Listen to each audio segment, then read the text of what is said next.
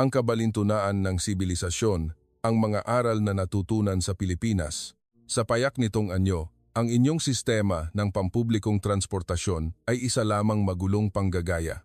Ito ang mga salitang binitiwan ni Professor Heinrich Schwarz, isang Alemang dalubhasa, sa isang pampublikong talakayan sa Universidad ng Pilipinas. Tumingin siya sa buong silid, ang kanyang boses ay may bahid ng pagmamataas, at nagpatuloy, walang orihinal na disenyo ng sistema, walang pilosopiya ng lungsod. Ito ay kopya lamang ng mga modelo ng transportasyon mula sa Europa at Amerika. Natahimik ang buong bulwagan, walang sinuman ang tumugon. Nasiyahan siya sa katahimikang iyon, iniisip na ito ay isang pag-amin ng walang salita. Ngunit sino ang mag-aakala na pagkalipas ng 30 minuto, nang pumasok siya sa istasyon ng MRT nang mag-isa upang magtungo sa kanyang susunod na destinasyon, isang di kapanipaniwalang payapang tanawin ang nagpatigil sa kanya. Wala siyang masabi, nakatayo lamang siya at nagmamasid. Inakala niyang ang Pilipinas ay isang lungsod ng mga panggagaya. Ngunit sa sandaling iyon, unang beses niyang naramdaman na ang isang espasyo sa lungsod ay maaaring maging maalalahanin, mapagkumbaba at napakainit. Buong gabing iyon, hindi siya nakatulog, nakatitig lamang sa mga larawan ng tren na hawak niya. Nagsimula siyang mag-alinlangan kung ang lungsod na ito sa Asya, na dati tila atrasado at magulo, ay mas malapit sa tunay na sibilisasyon kaysa sa lugar na kanyang pinanggalingan. Enero 2025, Berlin, Alemanya. Halos 0 degree ang temperatura. Ang mga kalye ng lungsod ay tila malamig at kulay abo. Sa loob ng silid pulungan ng Traffic Management Center ng Technical University of Berlin, mainit na nagtatalo ang mga eksperto sa paligid ng isang digital na mapa. Ang tagapamahala ng pulong, si Heinrich Schwarz, ang pinakamatandang tagapayo sa pagpaplano ng lungsod, ay nakaupo sa dulo ng mesa na may seryosong mukha. Siya ay 56 taong gulang, dating tagapayo para sa reforma sa transportasyon ng gobyerno ng Alemanya at kasangkot sa maraming malalaking proyekto ng Smart City sa Europa. Tinawag niya ang kanyang sarili na isang systemist, naniniwalang malulutas ng lohika, mga panuntunan at pagkalkula ang lahat ng problema sa lipunan. Para sa kanya, ang Asya ay isang mahusay na rehiyon lamang para sa pagmamanupaktura. Nang malaman niyang kailangan niyang maglakbay sa Pilipinas bilang kinatawan para sa isang programa ng pagbisita sa matalinong sistema ng transportasyon, hindi niya itinago ang kanyang paghamak. Isang bansang pinaiikot ng turismo at agrikultura, ano ang makikita sa sistema ng transportasyon nito? Kahit gaano pa ito kamoderno, ito ay isang pinagtagpi-tagping sistema lamang. Pinayuhan siya ng kanyang pinuno, nababaan ang kanyang mga inaasahan. Ang biyahe ay isang simbolikong kilos lamang pampulitika upang ipakita ang teknolohikal na pag-aalala ng Alemanya sa rehiyon ng Indo-Pasipiko. Para kay Heinrich, ang ganitong simbolikong misyon ay perpekto para sa isang bakasyon. Habang nag-iimpake, halos wala siyang inihandang impormasyon. Nag-download lang siya ng mapa ng LRT at MRT ng Maynila. Hindi man lang niya binasa ang mga dokumento ng pananaliksik. Ang plano niya ay kumuha ng ilang larawan, magbitiw ng 3 o 4 na magagandang pangungusap, kumain ng 2 o 3 masasarap na pagkain, at bumalik sa Berlin upang iulat ang gasgas ng pahayag na hinahabol ng Asya ang teknolohiya ng Europa. Ika, 8 ng Pebrero, 2025, Maynila. Ang hangin ay mainit at maalinsangan. Ang Universidad ng Pilipinas ay nag-organisa ng isang pampublikong talakayan tungkol sa pamamahala ng lungsod na may temang ang daan tungo sa pagsasama-sama ng makataong transportasyon at digital na lungsod. Si Heinrich ay inimbitahan bilang isang internasyonal na tagamasid na nakatakdang magsalita ng ika-10 ng umaga. Nang siya ay umakyat sa entablado, nagkaroon ng kaunting kaguluhan sa bulwagan. Maraming mga Pilipinong akademiko, opisyal ng gobyerno, at mag-aaral ang naroroon. Marami ang nakarinig sa reputasyon ng ama ng European Systems, ngunit walang inaasahan na ang kanyang unang mga salita ay magiging ganoon katindi. Ang sistema ng transportasyon ng Pilipinas, sa aking paningin, ay isang tunay na magulong panggagaya, mariin niyang sinabi. Maging ito man ay ang matalinong sistema ng tren o ang tinatawag na platform ng app integration, sa esensya, Lahat ito ay panggagaya sa mga modelo ng disenyo ng Europa o Hilagang Amerika. Kulang ito sa isang pilosopiyang pang-istruktura at walang sariling paglikha ng sibilisasyong pang-transportasyon. Maaaring kahanga-hanga kayo sa teknikal na pagpapatupad, ngunit hindi iyan isang sistema. Ito ay pagsasama-sama lamang ng mga pag-andar, walang tumutol, maging ang tagapamagitan ay magalang lamang na tumango. Lalo pang nasiyahan si Heinrich sa katahimikan. Sanay siya sa ganitong sitwasyon. Ang kawalan ng pagtutol ay karaniwang nangangahulugang tama siya. Bumaba siya sa entablado, tiniklop ang kanyang talumpati. Isang alimang mamamahayag na kasama niya ang nag-abot sa kanya ng tubig. Medyo matapang yata ang mga sinabi mo.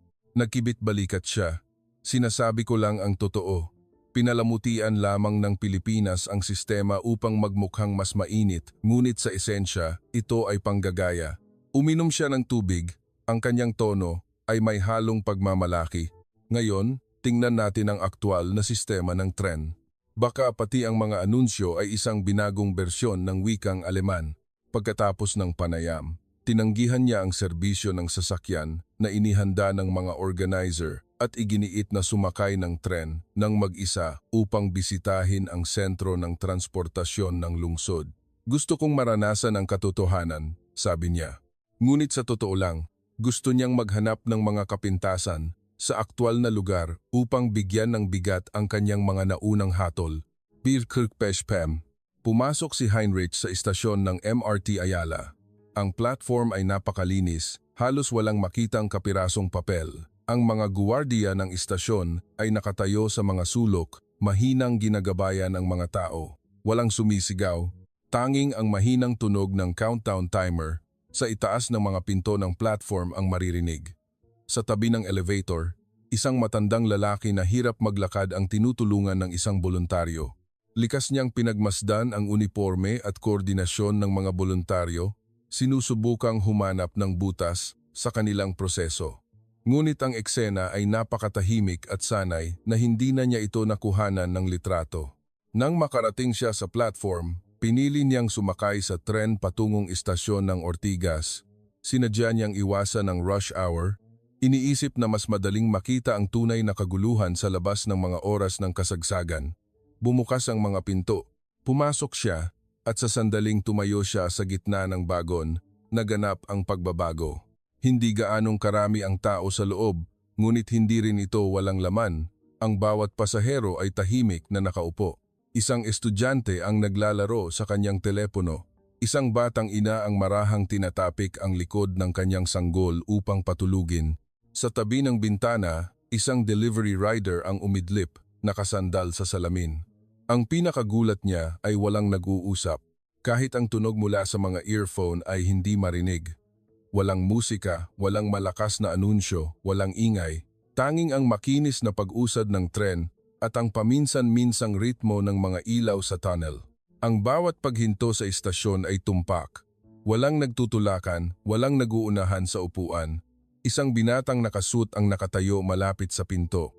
Nang handa na siyang bumaba, marahan niyang pinindot ang buton para buksan ang pinto at sinabayan pang harangan ito para sa isang lola sa likuran niya. Tumango ng bahagya ang lola. Walang salitang namagitan sa kanila. Sumara ang pinto. Si Heinrich ay nanatiling nakatayo. Blanko ang kanyang isipan. Ito ba ang sistema ng transportasyon ng Asya? Nang pumasok ang tanong na iyon sa kanyang isip, nakaramdam siya ng kaunting hiya. Naalala niya ang mga salitang magulong panggagaya na sinabi niya sa entablado para itong isang malamig na bato na tumama sa kanyang dibdib. Ilang minuto ang lumipas, nakarating siya sa istasyon ng Ortigas. Habang bumababa, mabagal ang kanyang mga hakbang. Ang dala niyang kamera ay nakabukas pa rin, ngunit hindi na siya pumindot ng shutter. Hindi ito ang Asya na kilala ko, 3 beses niyang sinabi sa kanyang isip. Nang hapong iyon, hindi siya tumuloy sa sentro ng transportasyon gaya ng plano. Sa halip, naupo siyang mag-isa sa isang bangko sa labas ng istasyon sa loob ng 20 minuto. Hindi siya nagsulat ng ulat, hindi kumuha ng litrato, at hindi nakipag-usap kanino man. Siya ay nagninilay-nilay hindi tungkol sa Pilipinas. kundi tungkol sa kanyang Eurocentricong pananaw sa sibilisasyon na hindi niya kailanman kinuwestiyon sa loob ng 30 taon. Nang gabing iyon, hindi siya nakatulog. Nakaupo siya sa kanyang mesa sa hotel sa Maynila, pinagbabalik-balikan ang mga litrato ng tren. Simple lang ang mga larawan, walang espesyal na anggulo o komposisyon, ngunit paulit-ulit niya itong tinitingnan. Binuksan pa niya ang kanyang laptop, nagbabalak na magsulat ng ilang pangungusap, ngunit hindi niya alam kung paano magsisimula. Dahil natanto niya na ang sibilisasyon ng Pilipinas ay hindi nakasalalay sa teknolohiya kundi sa katahimikan. Ang ilang minutong iyon sa loob ng tren ay sumira sa pader na kanyang itinayo sa loob ng maraming taon. Ang isang tunay na sibilisadong lipunan ay marahil hindi yung gumagamit ng malakas na sistema upang sabihin sa iyo kung paano kumilos, kundi yung kung saan ang lahat ay inihanda na para sa iyo bago mo pa man matanto ang iyong pangangailangan. Nanatili siyang nakaupo buong gabi hanggang sa tumagos ang liwanag mula sa bintana. 2 AM, hindi pa lubusang gising ang Maynila, ngunit nagsisimula ng magkabuhay ang mga kalye. Ang madilaw na ilaw mula sa mga karinderya ay nagbibigay liwanag, isang street sweeper ang tahimik na dumadaan. Tahimik siyang nakaupo sa tabi ng bintana sa isang almusalan. May isang baso ng taho sa tabi niya at mainit-init pang pandesal. Ito ay isang almusalan na natagpuan niya matapos tanggihan ang pagkain sa hotel. Walang English menu, walang QR code, at walang automatikong cash register. Pumila lang siya, tiningnan kung ano ang in-order ng office worker sa unahan, at ginaya, isang pandesal set po, at isang baso ng taho. Hindi nagtanong ang tindera, tumango lang, at maayos na inilagay ang sukli sa tray. Natanto niya na dito, ang serbisyo ay hindi isang pagtatanghal, walang labis ng ngiti, walang pekeng sigasig, ngunit ang bawat hakbang ay sapat na maalaga. Ang tahimik na serbisyong ito ay nagparamdam sa kanya ng pagiging bago at komportable. Pagkatapos kumain, lumabas siya. Ang sikat ng araw ay nagsisimula ng tumama sa kalsada. Hindi siya nagmamadaling mag-report sa tanggapan ng transportasyon. Sa halip, naglakad siya ng walang patutunguhan, nais lamang makita kung ano pang mga lugar ang itinatago ng lungsod na ito na sumasalungat sa kanyang mga imahinasyon. Tumawid siya sa isang pedestrian lane at napansin na lahat ng sasakyan ay automatikong humihinto kahit na kumikislap pa ang ilaw pantawid. Walang pulis, walang guwardiya, walang pito. Ngunit huminto ang mga sasakyan. Hindi lang isang beses, kundi 10 beses, 20 beses. Tumayo siya sa isang gilid ng EDSA, binibilang. Sa bawat intersection, busman, truck o taxi, kapag may taong papalapit sa tawiran, ang mga sasakyan ay humihinto. Walang umarangkada, walang bumusina. Para siyang nasa gitna ng isang teatro, kung saan lahat ay kusang loob na sumusunod sa mga patakaran. Ang lahat ay tahimik na nagtutulungan, na para bang ang mga batas trapiko ay nakatanim na sa kanilang kaluluwa. Bigla niyang naalala ang mga kalye sa Berlin. Sa tuwing magiging berde ang ilaw, ang mga driver ay mag-uunahan at ang mga pedestrian ay tatakbo. Kapag nahuli ka, sisigawan ka. Ang sibilisasyon ng Alemanya ay nakabatay sa pamamahala ng sistema at mahigpit na pagpapatupad ng batas. Ngunit ang Pilipinas ay nag-udyok sa kanya na mag-isip sa ibang antas. Posible bang ang sibilisasyon ay umusbong ng hindi pinipilit o pinapaalalahanan, ngunit nananatiling buo at natural? Nagpatuloy siya sa paglalakad. Sa isang hindi kapansine-pansing sulok, nakita niya ang isang maliit na aklatan. Walang bakod, walang security guard. Sa labas ng pinto, ilang matatanda ang nagbibilad sa araw. May mga batang nagbabasa ng picture book sa tabi. Pumasok siya. Walang pumigil sa kanya, walang nagtanong.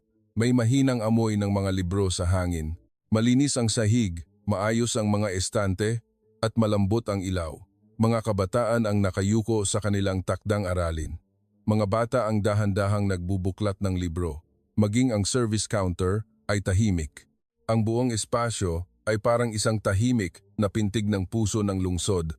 Kumuha siya ng isang libro, isang lokal na pag-aaral tungkol sa kasaysayan ng pag-unlad ng transportasyon sa Pilipinas. Mula sa pagpaplano ng mga riles noong unang panahon, hanggang sa pagpapalawak ng mga kalsada at paglago ng matalinong sistema ng transportasyon sa nakalipas na 20 taon. Ang bawat yugto ay isinulat ng malinaw at may pagpapakumbaba. Bihira siyang makakita ng ganitong katapat na pagsulat tungkol sa isang lungsod. Walang pagmamalabis, walang pagtatakip. Inilalahad ang mga problema, sinusuri ang mga kabiguan, at ginagamit ang mga maling karanasan bilang mahalagang aral. Nagbasa siya sa loob ng 2 oras na para bang nagbabasa ng isang pag-amin mula sa isang bansang hindi niya kailanman naunawaan. Natanto niya na ang kanyang mga naunang paghatol ay hindi lamang mali, kundi lubhang mayabang. Hindi niya kailanman tunay na pinakinggan ang kwento ng lugar na ito. Ginamit lamang niya ang template ng Europa upang sukatin ang lahat. Tanghali na nang umalis siya sa aklatan. Mainit ang sikat ng araw. Pumasok siya sa isang kalapit na convenience store para bumili ng tubig, ngunit muli siyang natigilan sa kanyang nakita. Ito ay isang maliit na 7-Eleven, ngunit mahusay na nagamit ang espasyo. Ang cashier ay sabay na nagpoproseso ng bayad at nakikipag-usap sa isang regular na customer. Isang delivery rider ang nag-i-scan ng mga barcode. Sa likod, 2 estudyante ang tahimik na kumakain habang pinag-uusapan ng isang ulat. Sa refrigerator, hindi lang soft drinks ang laman kundi pati na rin mga unsweetened tea, fruit juice at yogurt. Lahat ay maayos na nakahanay, pati na rin ang mga herbal drink at mineral water na may malinaw na pinagmulan. Pumili siya ng mineral water at isang rice meal. Nang magbabayad, mahinang nagtanong ang cashier.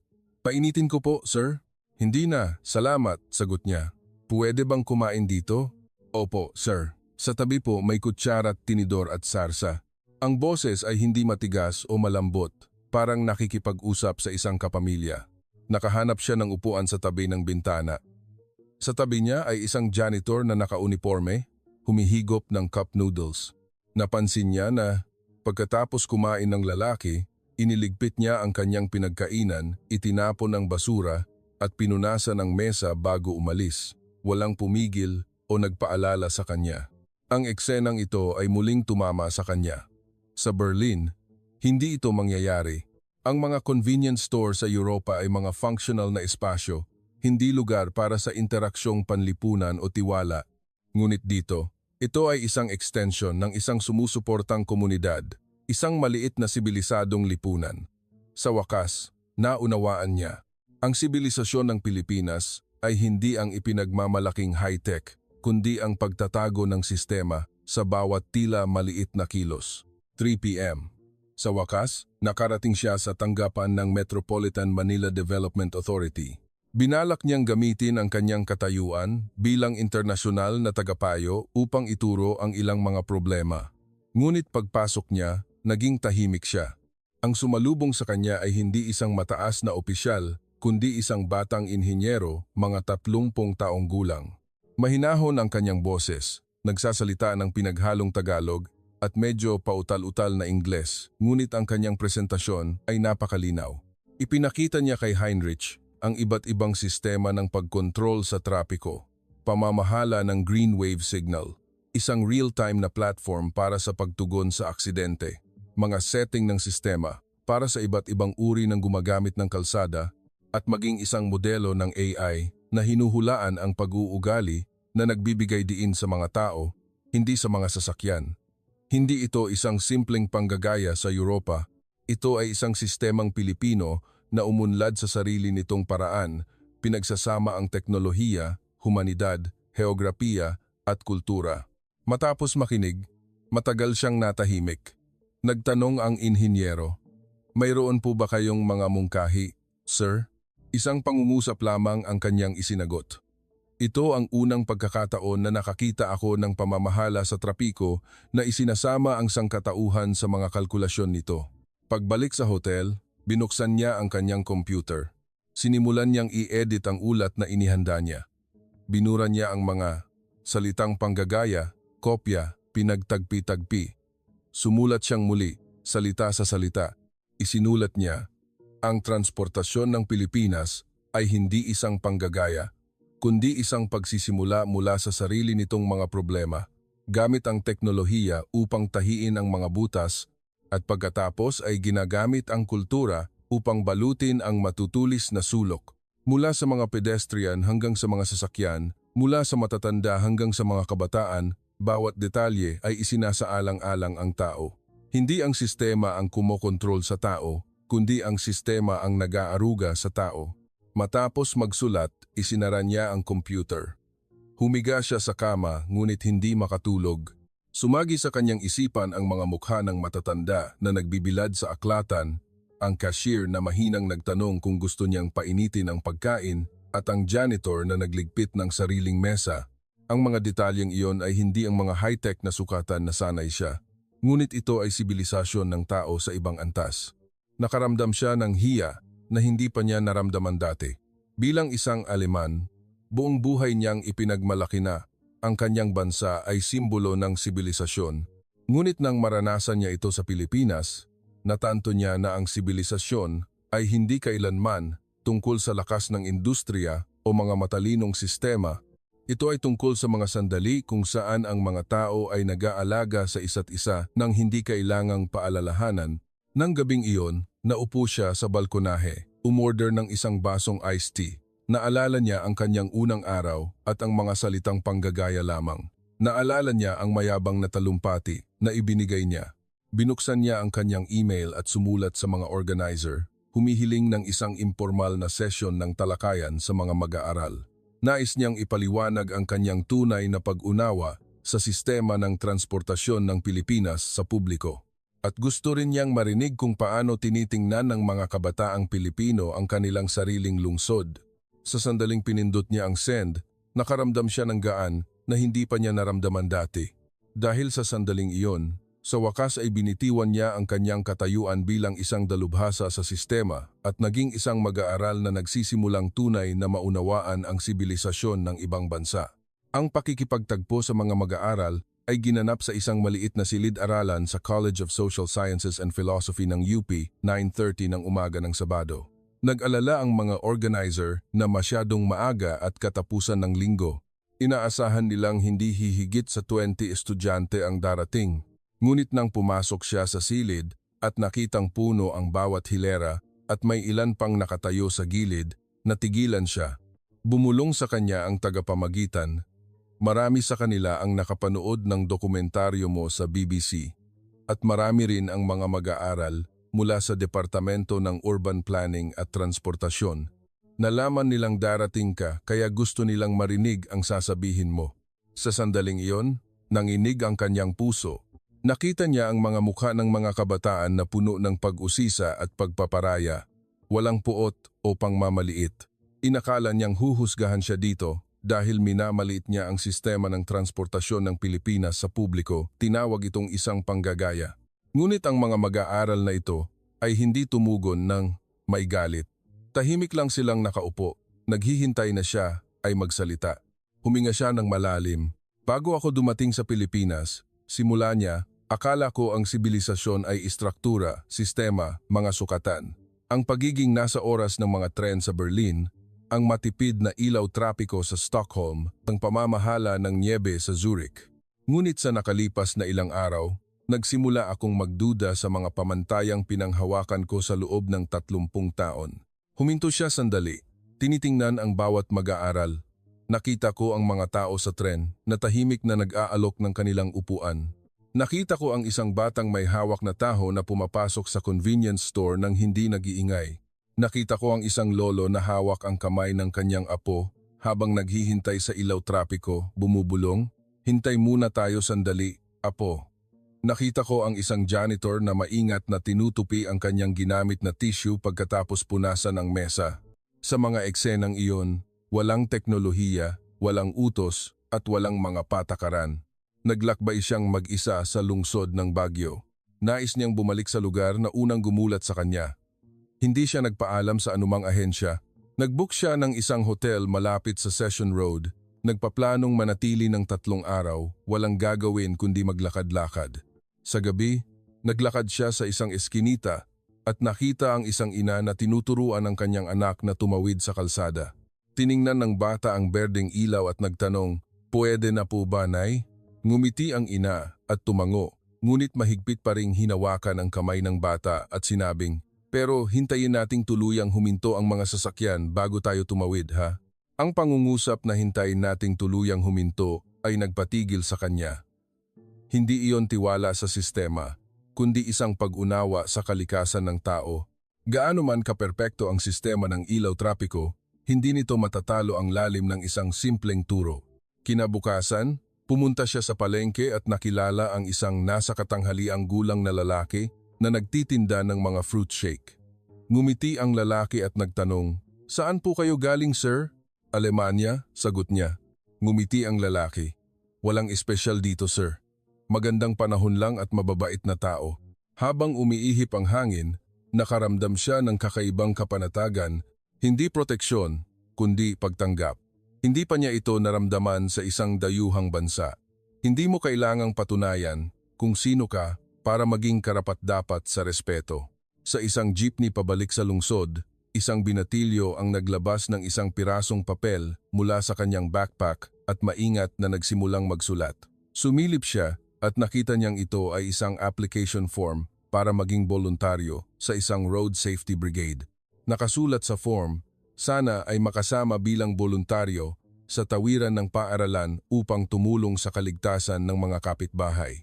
Halos hindi siya makapaniwala. Ito ang pinili ng isang high school student. Hindi isang science camp, hindi isang tutorial para sa kompetisyon, kundi ang tumayo sa kalsada at magpatigil ng trapiko para sa mga estranghero. Ang ganitong pagpili ay halos wala na sa Alemanya. Nang gabing iyon, hindi siya mapakali sa kanyang kama. Sa wakas, naunawaan niya, ang sibilisasyong Pilipino ay hindi kailanman nangangailangan ng pagmamayabang. Umiiral ito sa bawat pagpili, sa bawat kilos. Hindi ito isang desperadong pagpapatunay na ako ay moderno, kundi isang banayad na paggawa ng tama kahit walang nakakakita. Pagbalik sa Berlin, sumulat siya ng mga artikulo para sa dalawang pangunahing pahayagan sa Alemanya. Ang isa ay may pamagat na, "Sa Pilipinas ko naunawaan kung ano ang sibilisasyon."